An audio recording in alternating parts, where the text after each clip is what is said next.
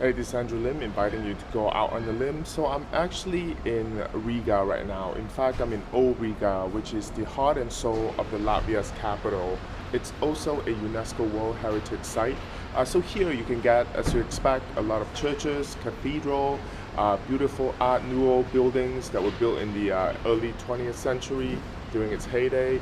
So what we're going to do today is we're going to go check out a few of these places. Now, I am a little torn because I really do like Tallinn. The old town in Tallinn is fascinating, so I just want to see if the old town in Riga is as pretty as the old town in Tallinn. So we'll find out, so come check it out with me. Hey guys, so before we start, please click the subscribe button and hit the bell to be notified of new uploads. So as I mentioned, Riga is the capital of Latvia and is the largest city of the 3 Baltic states. I think that was the free walk-in tour that I missed this morning because I overslept. So I have to explore the town on my own. So off I went, sightseeing on my own. So the old part of the city is filled with Art Nouveau architecture and 19th century wooden architecture. But visitors will first flock to Riga Central Market, which is Europe's largest market and bazaar. So built between 1924 and 1930, this is the place where locals come to buy their daily produce.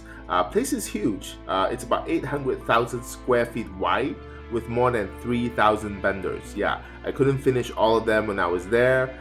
In fact, I've uploaded an episode on this spectacular place previously, so check it out if you're interested in Riga Central Market. So back to the city, Riga received approximately 1.6 million visitors a year, pre-COVID that is.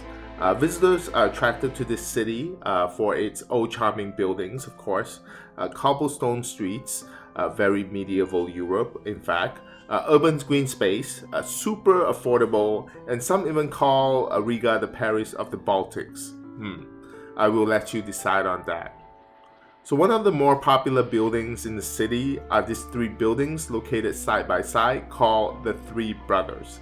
So built between the 15th and 17th century, these 3 buildings really depict the mini timeline of architectural trends here in Riga. So the first brother to your right, which was built in the late 15th century, is among the oldest residents in all of Riga. The building features an impressive Gothic and Dutch influences. So the middle brother is a pleasant shade of mellow yellow, which is sometimes used to describe me, surprisingly. So the building, despite its pale color, is arguably the most eye-catching one.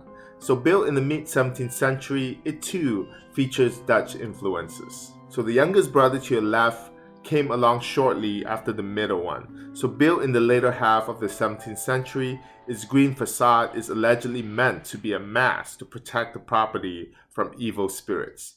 So there you have it, Los Tres Hermanos.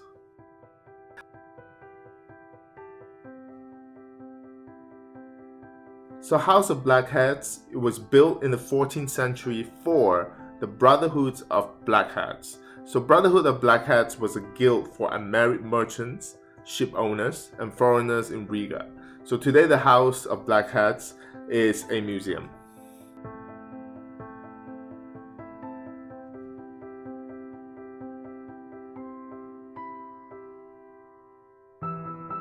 If you're dying to visit a church, then St. Peter's Church is the church to visit. So dating back to 1209, this is a Lutheran church that's dedicated to St. Peter. It has a mix of architectural style, from Romanesque to Baroque. You can actually go up to its height of 72 meters to enjoy a view of the city. Speaking of a view of the city, you won't be able to miss the site of the Riga Radio and TV Tower when you're in the city, because it is the tallest tower in the European Union. It was built between 1979 and 1989 with funding from the central government of the Soviet Union.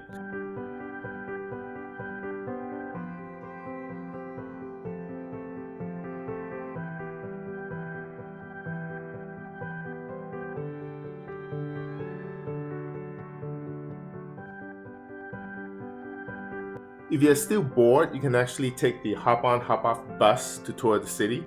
One of the places you can check out, in fact, is the World of Hats Museum. Yeah, hats. So the museum showcases over 400 hats from all over the world. Anything in any style that covers your head can be found here. Traditional headdresses, hats, bonnets, headbands, you name it, they have it. So each comes with its intriguing story.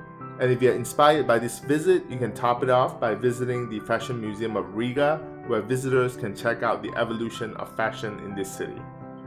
Riga is a very green city. The city has almost 20 parks and gardens of different sizes, each with its own character and personality. So taking a canal cruise is a popular tourist activity here as well. This is a great way to check out the 800-year-old city on a beautiful cruise.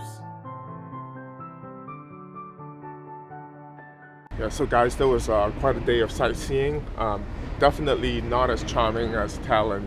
The old town in Riga is definitely not as charming as the old town in Tallinn. But you know, I've seen it.